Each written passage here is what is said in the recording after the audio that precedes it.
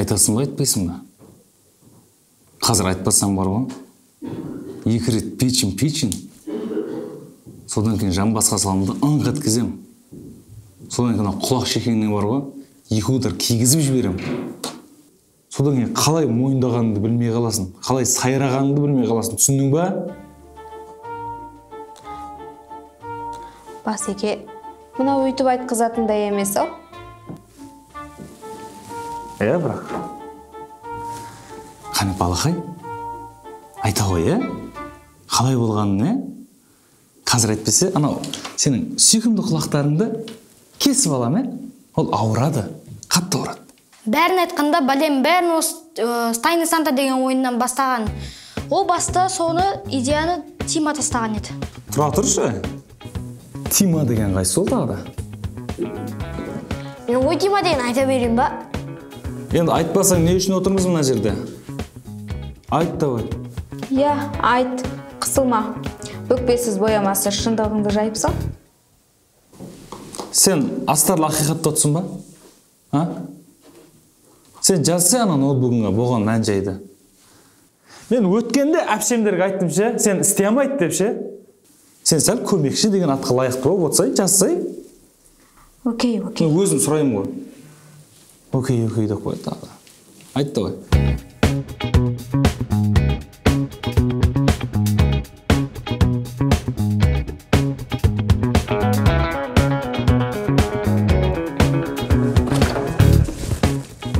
Санчо! Қой тұршы. Бош дес. Не болды? Не үшін шақырдың? Санчо, мектептегілерге нағыз жаңашылдық тосын сөйтіп қалай тарататынымыз көргің келе ме? Аса мәртебелі дом мырза, не дайындап қойды екен? Айтыңызшы, біздің жоспарымызда не бар? Мен өте күлкілі нәрсе дайындап қойдым. Ойбай, қорқынышты түрін жаманын-ай. Бүгін біз барлығына ойнайтын нәрсені ойлап тапқан дұрыс шығар. Қорқпа, Санчо, бұл зиянсыз. Ары кетсе біздің мектептегілерге еркелегеніміз болады да, зато есте қалады. Жарайды, Тон, бірақ артық кетпейік. Жаңа жылдың алдында мен ешкімді ренжіткім келмейді. Уайымдама, Санчо. Барлық оқушылар мен мұғалімдер зато келе жатқан жаңа жылды сезінсін. Сонымен жоспар қандай? Ақмата керек еді. Жақында. Аттым. Жақында. Аттым. Қасқуайды бөледі. Менкі жатқызып болды, кел. Мен жатқызды, кел атырым. Әрін кел атырым, тез маған келші. Аптечка бер маған. Қайсыңдар жеге.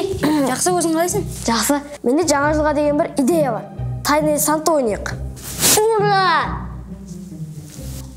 Бірақ Тайны Санта деген не ол? Ой, Шурик, білетін амсық қуандың ғой.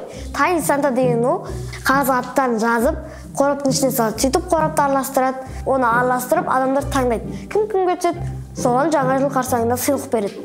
Бірақ кім кімге түскенін, кім кімге бергенін айтпау керек. Сонда аяз ата болып киініп, жасырын сыйлық береміз ба? Ой, Шурик, төпет етпеш, ешкім аяз ата болып киінбейді. Просто кім кімге сыйлық берген білмеу керек. Болды. Онда идея маған ұнайды. Кеттік, сыныптағыларға айтайық. Иә, адам көп болса ойында қызғара алады. Кеттік. Фариза, не істеп жатырсың? Мен математика емтиханға дайындалып жатқанмын. Менде ертең маңызды сынақ бар. Емтихан? Шынымен емтиханға дайындалып жатырсың ба? Жақында жаңа жыл. Кем дегенде бір күн оқуды ұмытыңыз. Айналамыздағылардың барлығы жаңа жылға дайындалып жатыр. Ал сен? Сенің не айтқың келген түсіндім. Бірақ маған емтихан маңыздырақ. Сол үшін бүгін дайындалмасам, жақсы баға алмай қаламын. Сен дайындалмасаң да жоғарғы баға аласың ғой. Мысалы, маған дайындық керек емес. Мен бәрін білемін. Оқу маған қызықсыз. Әсіресе математика. Іш пыстырып миы ашытатын пән. Оқу іш пыстырмайды ғой. Оқу бізге қоршаған ортаны танып және ақылды болуға көмектеседі. Айтпақшы, сен неге сонша оқуды ұнатпайсың? Ұнатпауымның себебі жалқаулық сияқты ерінемін. Маған музыка тыңдап, би билеп және сән журналдарын оқыған ұнайды. Иә, әркімге өзінше ғой, бірақ мен үшін әр затты өз орнымен істеу дұрыс және ыңғайлы сияқты. Мүмкін сенікі де дұрыс шығар. Маған да тестке дайындалуға көмектесші. Бағана ал бер, соны айта алмай тұрмын десей, кел. Тоқташ. Немене бәле қыл жеріңдерсіңдер? Сабақ, емтихан. Оқиғаны айтсаңдаршы, не болды? Оқиға қалай болды? Оқиға? Ал қандай оқиға? Хай, өтірік тупит етпеңдерші, бәлем бәрін біліп тұрсыңдар ғой екеуің. Айтпақшы, сен жазып отырсың ба? Иә, бәрін жазып алдым. Емтиханға дайындалғанда математиканы ұнатпайды екен. Бірақ сән журналдарын қарауды, музыка тыңдауды, билеуді ұнатады екен. Екеуміздің вкусымыз бірдей екен ғой. Қош. Иә, бәсеке. Саған анандай керек емес информациялар жазбай ақ қою деген ойыңа келмеді ма? Біз ана принтердің сиясын сатып аламыз ғой. Ысырап қылмасыңдар сияны. Керек нәрсені ғана жазсай, сосын мен өзім сұрайым, сен жағаласпа. Түсінің ба? Иә, все. Тай, все. Идашпы, айтыңдар. Сөйтіп не істедіңдер? Айтпақшы, былай болды. Қыздар, жігіттер, бір минут. Жақында жаңа жыл, сөйтіп менде күшті идея бар. Ой, менде деппін ғой, Симада. Жігіттер, қыздар, бәріміз жаңа жылға орай Тайный Санта ойнайық. Тайный Санта? Иә. Қандай ойын ойнайын деп жатсыңдар? Дон Кихоттың жанында жүре бермедің бе? Не ойнайтыныңызды не қыласың? Өзім білем. Иә, сол ғой, екеуің бір күшті дос болып алыпсыңдар ғой, Азин домадағы екі ұры сияқтысыңдар. Осыдан қарада тұрыңдар, көкейлеріңді танытам. Ой, қолынан келсе білгеніңді істеші. Санчо, біз сынып болып Тайная Фанта деген ойнаймыз. Ой, Шурик, Тайная Фанта емес Санта. Санта деген ол Санта Клаус, Аяз ата деген мағынаны береді. Сен осак ешкімге түсіндірмей ақ қойшы, әйтпесе бәрін құртасың. Ал сонда біз ол ойынды қалай ойнаймыз? Қағазға атымыз жазамызды, сөйтіп қорап басыламыз. Қорапта араластырып, бір қағаздан таңдап аламыз. Сөйтіп жаңа жылда сыйлық береміз. Ең басты шарт, кім кімге түскен, кім кімге берілгенін білмеу керек. Мамам бізға да ма? Ой, Шурик, сен айта берші. Түсінді ма, бәріміз ойнаймыз а? Иә, Саламатсыңдар ма?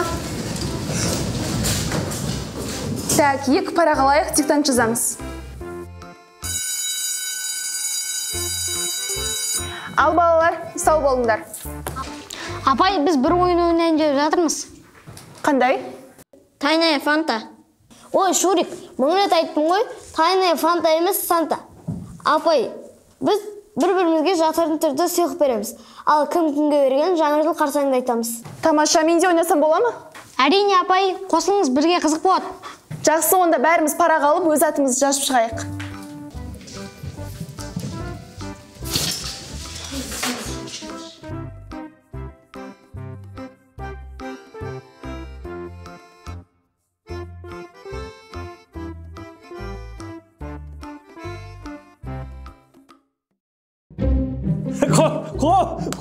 Апайларың да сендермен қосылып ойнап кетті ма сонда? Ой, қандай күшті апай. Менде де сондай сынып жетекші болса ғой. Зор ғой, күшті ғой. Кәусаржан, айналайын. Біз не сәл сезімге беріліп кеттік ау деймін. Өз-өзіміз жинайық. Сөйтіп, әрмен қарай не болды? Дон Кихот, мынау ақмата жарап қалар, я? Жарағанда қандай? Қорқытуды бірінші кімнен бастаймыз? Біздің сыныптағы оқымысты Фаризадан ыңғай келсе, ана еңіліктің зәресін алайық. Фариза үнемі сабақ біткен соң емтиханға дайындаламын деп сыныпта жалғыз қалады.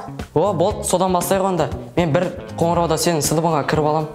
Окей, сабақ біткен соң жолғайық, мен сабаққа кеттім.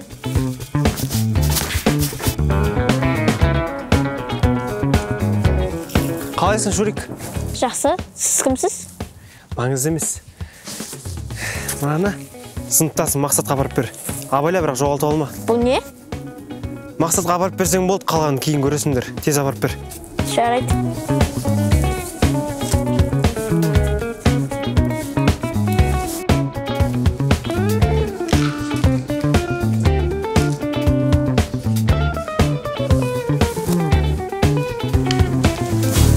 Макс, мәмінен саған берілді. Кім? Не бұл? Білмеймін, атын айтпады. Жігіттер, сонымен Тайный Санта кім кімге түсті? Тайный Санта болғанды дәл қазір тайный хат кеп тұр ғой біреуден. Кімнен қыздарда емес па? Жоқ, жігіттен болу керек. Ашып оқып көрсейші. дәл қазір ашым келіп тұрған жоқ. Ой, оқи салшы. Кейін оқимын, сабақ бітсін. Ой, қырсық. Тұраш. Жаңа хатты кім берді? Білмеймін, атын айтпады. Түрі есінде ме, түр сипат? Бойы ұзын, орташа, шашы қысқа, орташа, жас шамамен 15-30 жаста. Жасы 15-30 жас арасында дейсің бе? Сен жалпы 15 жас пен 30 жастың арасында 15 жыл бар екен біліп тұрсың ба сен? Басқа бір дұрыстау ешкім жоқ па? Хатты осыған берген болып тұр ғой. Олар да хатты беретін адамға беріпті да. Сен бара тұр енді. Қалай қыламыз? Қазір соңғы сабақ біткен соң класстан бәрін шығарып жібер. Иә. Сосын мен сыныптарыңа кіріп тығылып тұрам. Сосын ана екі сыныптасын келген кезде қорқытам. Болды, жақсылап қорқытшы. Кеше екеуі жыныма тиген. Бүгін олар сабақтан соң қалады ма екен?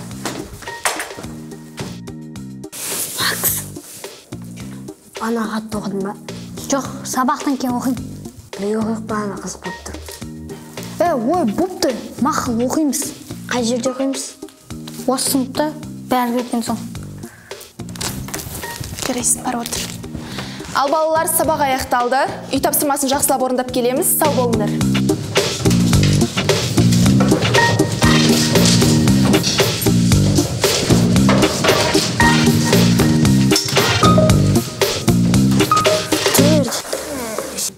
Қыздар сыныптан шыға тұрыңдаршы. Не үшін? Бізге емтиханға дайындалу керек. Киім ауыстырып ойын деппін ғой. Сендер жаңалда сынып жетек шақырып жатқан. Бағанадан бер солай айтпайсың ба? Кием демей. Кеттік, барып қайтайық.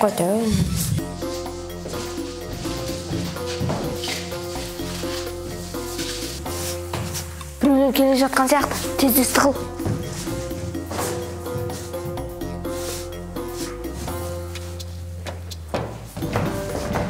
Санчо, сен бұл жерде не істеп жүрсің? Мен ба жай жүргем сол. Санчо, өтініш 5 минутқа шалдырсың ба? Не үшін? Біз киім ауыстырып алайын деп ек. Мен кеттім онда, ал сендер абайлаңдар. Неге? Кеттік, хатты оқиық. Сонымен хатта не жазылған? Аға, асықпай қоя тұрсаңшы, ретімен айтып келе жатыр қой. Жақсы айтты? Иә. Негізі мен сәл асықтым ау демеймін өзімде. Иә, негізі сәл асығып кеттіңіз. Сен негізі байқап қойдың асыққанымды? Иә, байқап қойдың. Сен негізі соңғы кездер жақсы байқап жүрсің ғой? Иә, байқаймын ғой. Көп нәрсені байқаймын. Жазып отырсың ба бәрін? Иә. Байқашы әйтеуір. Мен байқайын деп өзің байқамай қалма, Мақұл? Жарайды. Хатта қалай жазылған дедің? Құрметті Макс, саған қызықты әрі шытырма оқиғаны айтқылы отырмын. Мектептің кітапханасында бір ескі кітап бар. Аты Қазақ қасіреті. Сол кітаптың ішінде саған тапсырма жазылған. Егер сен бүкіл тапсырманы орындайтын болсаң, үлкен қазынаға кенелесің. Егер ойыннан бас тартсаң, қазынадан құр қаласың. Сәлеммен, құпия Санта. Тим, сен бана жазғын? Бұны мен жазсам, саған бірге оқиық деп айтам ба? Біреумен әзілдесіп тұрған сияқты. Менен сұрамайсың ба? Шурик, сен жаздың ба деп? Сен бүйт жазамайсың да ғой. Иә, бірақ қызық екен. Бірақ нағың ішінде үлкен қазына деп тұр ғой. Анау Санчо деген алаяқты көрмедіңдер ма? Жаңа апай шақырып жатыр деп алдап кетті. Білмейміз, бағана осы жерде жүрген. Санчо, мына оның тірлігі шар, кеттік оған, тауып алайық. Ой, мыналарында ерігіп не істеп жүр? Адам өзі емтиханға уайымдап жүрсе.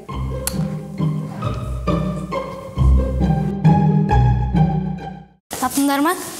Жоқ, үйіне айтып кеткен шығар. Сен, Шурик. Нені?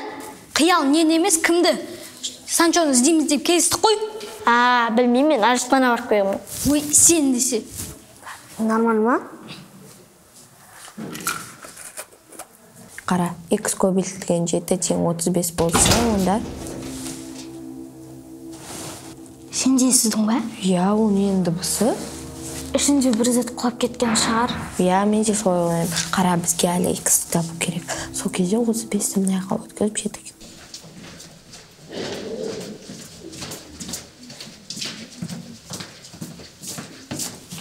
Санчо, қайдан ғана бар бола қалдың? Жоқ едің ғой бұяқта? Санчо, сен бана хатты жазған? Қандай хат? Не? Түк түсінбедім. Мен ешкімге ештеңе жазған жоқпын ғой. Санчо, сен неге осы сабақ біткеннен кейін сразу үйіңе айтпайсың? Мен не шаруаларың бар? Өзім білем не істесем де. Кетіңдерші. Бұл жазбаған сияқты ғой. Анық қалын жеткізу үшін кеттік кітапхана барайық.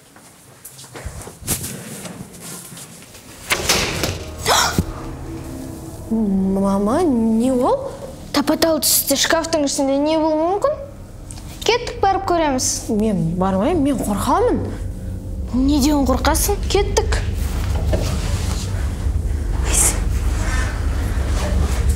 Дұрыс бармай қоямыз. Дұрыс.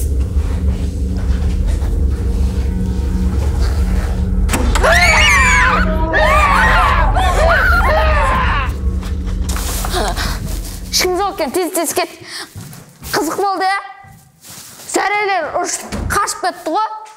Иә, жүректер жарылайын деп өлердей қорықты ғой. Санчоның жынына тимеңдер, Санчо болып қаласыңдар. Одан да қызық жаңалық бар. Макс, Тима, Шурик үшеуі бір қазына туралы сөйлесті, соны іздеуге кетті. Бәсе, жаңа үшеуі сыныпқа кіріп келіп еді, сен хат жаздың ба деп мемді ашты. Түк түсінбедім. Солардың аттарынан барайық. Жақсы дүние болса тартыласамыз. Кеттік жетейікші онда, үшеуі менің жыныма тиген. Сен жыныңа тимейтін адам бар ма өзі? Жыныма тимеші. Сонда сендер емтиханға дайындалып отырған екі қыздың жүрегін ұшырып қорқыттыңдар ма сонда? Байқұстар-ай, жандарым сол. Қатты қорқып қалған шығар, иә? Мынау бар ғой, таза қылмыс. Иә, қылмыс. Иә, қылмыс. Ағайша қызық болсын дедік қой. Олар өздері ғой менің жыныма тиіп бастаған. Ой, саған қандай жын тиеді? Қой сондай жын-пын деген әңгімен. Бірден ке болса жыныма тиді деп шығады екенсің. Сөйтіп анау үшеуін аңдыдыңдар ма кейін сонда? Иә, аңдыдық.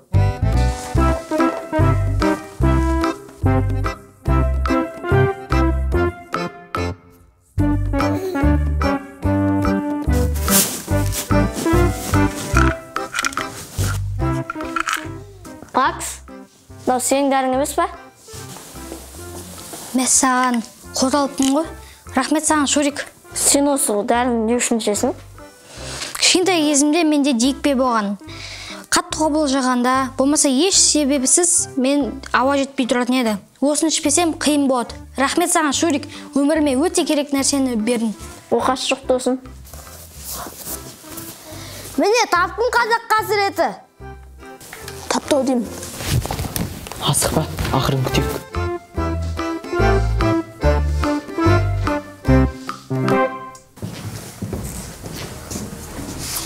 Апай, бағана түр қорқынышты елес бізді жеп қояйын деді. Иә, әрең қашып құтылдық. Ой, қыздар, үлкен қыз болдыңдар ғой. Қайдағын айтасыңдар, біреу қалжыңдаған болар. Жоқ, қалжың емес, шкафта шынымен құбыжық бар. Ойбай, құбыжық. Болды, сабақтарыңа барыңдар. Бағана қор сияқты. Сәлем, мен сенің келетініңді білгем. Келесі адреске барып, үйге кіріп, төрге бөлмедегі шкафтан келесі мекен-жайға апаратын картаны ала аласың. Бірақ баратын мекен-жайды білу үшін мына сұрақтарға дұрыс жауап бер. Біріншісі, 1771 жылы нүкте 1781 жылдар аралығында қазақ даласында билік құрған хан. Екіншісі, қарындасының жасын 2-ке көбейткенге әкесінің жасын тең, ағасы мен қарындасының және әкесінің үшеуінің жасын қосқанда 100-ге тең. Әр қайсының жасын бөлек жазып бірдей 3 санды жойып жіберіңіз. Реттілік бойынша. Қазына сені күтіп тұр. Мәмі, нағыз мен аштатын сұрақтар ғой. Мүмкін осы жерде тоқтаймыз? Жоқ, неге тоқтаймыз? Қазына деп тұр ғой, қандай қазына екенін көрейік. Так, 1771, 1781 жылдар қандай хан құрды? Абылай хан? Точно ма? Енді оны білмесе ұят шығар. бірақ екінші сұрағы қиынырақ. Логикалық есеп. Оны Фаризаға айта салайық. Не істейміз? Тыныш.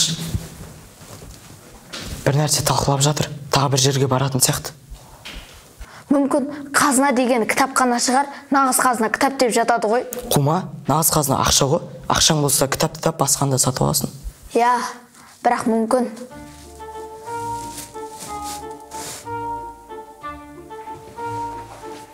О, біздің балдар кітапханаға келетін болған ба? Есекті айтсаң құлағы көрінеді деген осы өздері де келді. Есек демесейші. Есек негіне сор. Мысалы, мен сен қыздарға жаның ашып отырма десем, есекке жаның ашып отыр екенсің ғой. Бұл кеттік қыздардан көмек сұрайық. Фариза, бір логикалық есеп болып тұр, шығарып берші. Жоқ, біздің уақытымыз жоқ. Астан мәртебелі еңіліп қалдым. Мен сізбен емес Фаризамен сөйлесіп тұрмын. Фари, өтініш. Ол есеп не үшін? Короче, біреу жасырын хат берді. Ол осы жаққа келді. Енді осы сұрақтың жауаптарын тауып, келесі адреске барамыз. Құпия Санта Максқа үлкен қазына дайындап қойды. Соны алымыз керек. Охо, бәрін жариялап бердің ғой. Короче, солай. Тайне, Санта басталып кетті десейші. Жарайды, әкеліңдер онда есептерінді шығарып көрейік. Сонда сендер логикалық есеп шығардыңдар ма? Я, шығардық. Бірақ сен шығарған сияқтысың. Мынаға шығарған сияқты? Енді Фариза шығарды ғой. Сәл мақтаншақтау екен байқадың ба? Я, қазір байқадым. Қазір байқадың ба? Мен жаңа байқап қойдым ғой. Сен неге сәл кеш байқайтын болыпсың алдындағыдан қарағанда ше. Мысалға мен қазір кіре салып көзінен байқап қойдым да. Қандай адам, мінез, құлқы, информация полный миым шығарып берді көзіне қарап. По факту қойып бере алдым да, қандай адам екен. Көрдің ба? Я көрдім. Любой адам сразу танимын мен ше. Сразу танимын бір мықты қасиетін. Или мен де сәл мақтанып қойдым ба? Сәл мақтанып қойдыңыз. Кешірім сұрайын. Сөйтіп, әрмен қарай, қалай болды? Тон, мыналар не істеп кетті? Шыдамсыз бәле екенсің, күтейік та. Жоғай, болды, күтеміз ғой. Міне шықты есептерің. Ағасы 25-те, қарындасы да 25-те, ал әкесі 50-де. Сонда 25-50. Сонда 3 бірдей сан 5-тер. Оларды алып тастаймыз. 2-2-0. Абылайхан 220. Фариза, жарайсың. Фариза шынымен есепте мықты екенсің ғой? Жігіттер, не тұрсы кеттік Абылайхан 220-ға. Кеттік. Қанша деді? Абылайхан 220 деді ғой. Не естіп отырсың? Кеттік арттарына. Қандай қазына екен? Қызық. Сен не қыласың оның қандай қазына екенін? Кеттік, бізде барып көрейік та, қызық қой. Сен қызық үшін емес, олар бір күшті, ол жаға кеңелсе маған да беріп қалады деп оймен барайын деп отырсың ғой, ә? Жоға жарайды, бармай-ақ қойдым ал. Бір түрлі қып қойдың ғой адамды. Жігіттер, жарты сағат болды отырғанымызға. Кеттік, қайтақ үйге. Мұны бойда ешкім жоқ болған бізге пүлс емес пе? Не үшін? Затты аламыз, еш аламыз болды. Ондай болмайды. Біреудің үйге ұрлыққа түсуе. Ұрлық емес қой, әшіне затты аламыз, шығамыз. Ондай идея маған ұнаватқан жоқ. Маған да ұнап тұрған жоқ. Біреудің үйіне рұқсат түскіру дұрыс емес, атам айтқан. Ой, сразу данышпан болып кетпеңдерші. Өзін алып шығам. Сендер просто сыртта күтіп тұрыңызшы. Мақы онда. Өзімді бір криминальный кинода жүргенде сезініп тұрмын. Аңдап жүрміз ғой. Киноны өмірден алады ғой. Ана үйге кірді ма? Сол сияқты. Кеттік барып, қолында қағазын тартып алайық та. Асықпа бала, әлпішін артын бағайық. Қазынаға жеткен кезде бірақ тартып аламыз.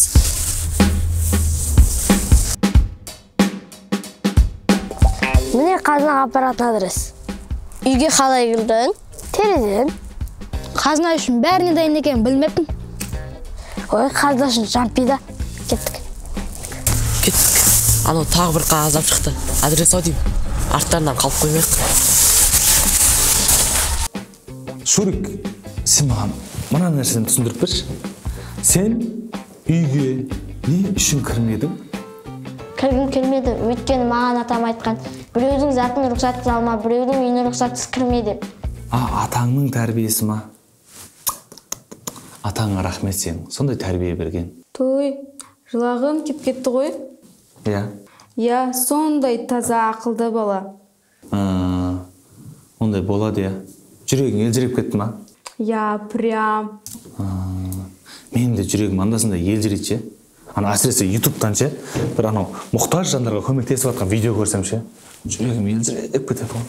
Бірақ сенікі бет алды елжірейді екен жүрегің. Сондайың бар ма еді баяғыдан? Сөйтіп, ары қарай қайда барыңдар?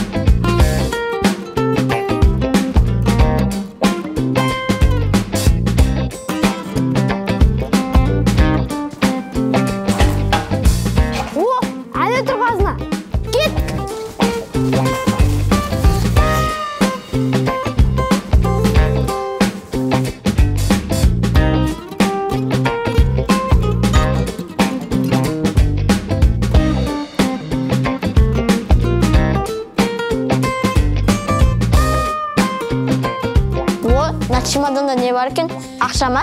Білмеймін, ауыр қазына ақша бар сияқты. Қазына сенікі, тек құлпын ашу ғана қалды. О, мен бұны әп-сәтте ашып аламын. Қазына меніңкі. О, қалайсыздар қошақандар? Чемодан тастап өз жөндеріңмен кете беріңдер. Мыналар қайдан пайда болып? Сендерді кім шақырды бұл жерге? Чемодан біздікі. Естімедіңдер мені? Чемоданды қойып қайта беріңдер. Мынау сатқын, санча еріп келіпті ғой. Жігіттер, план Б. Қаштық. Жүгір, ұста.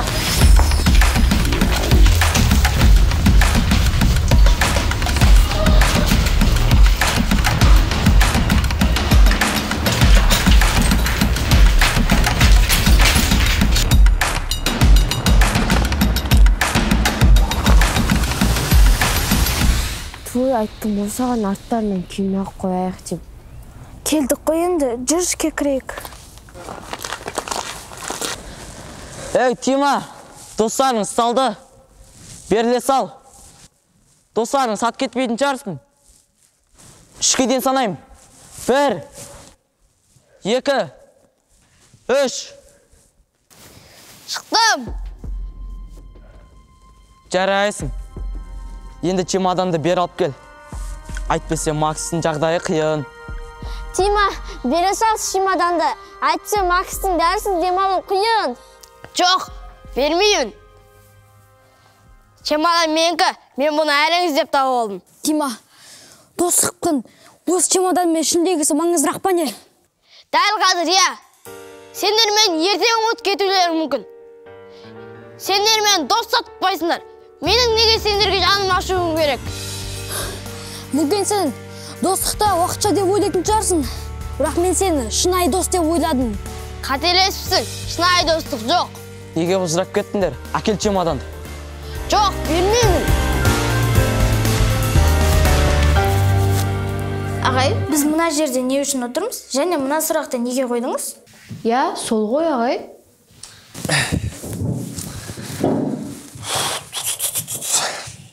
Қыздар, айып етпеңдер. Бұның барлығы жай ғана жаңа жылдық шоу. Мен ешқандай да тергеуші емеспін. Мен жай ғана актерім. Ал мына қыз, бұл мен көмекшім емес.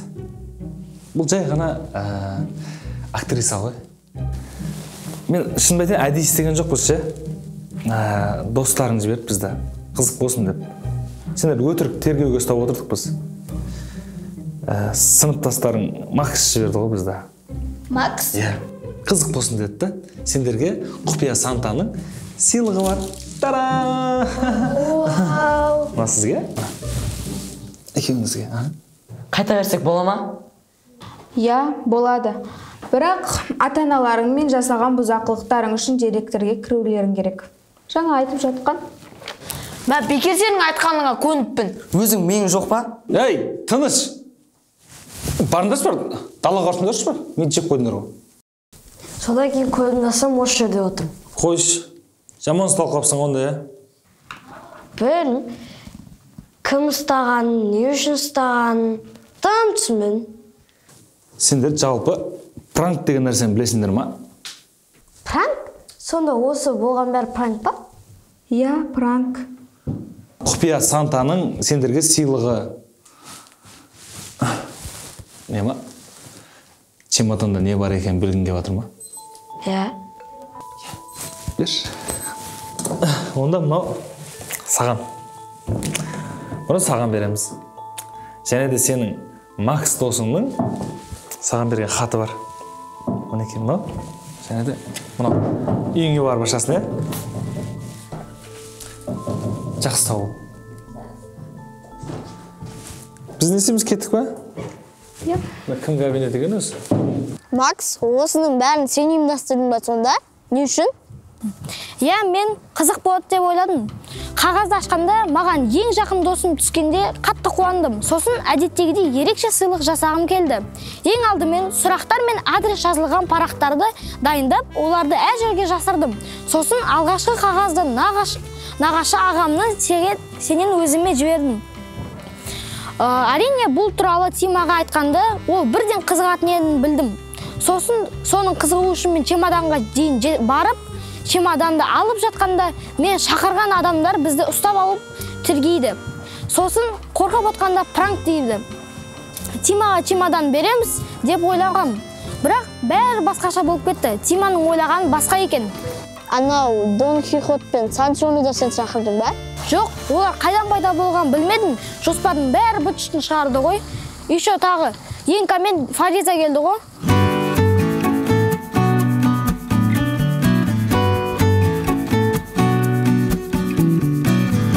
Мен бұлай болады деп ойламадым. Мен үшін нағыз қазына, нағыз байлық, достық деп ойладым. Бірақ сен олай ойламапсың. Сыйлығың құтты болсын. Сәлеммен, құпия Аяз атаң.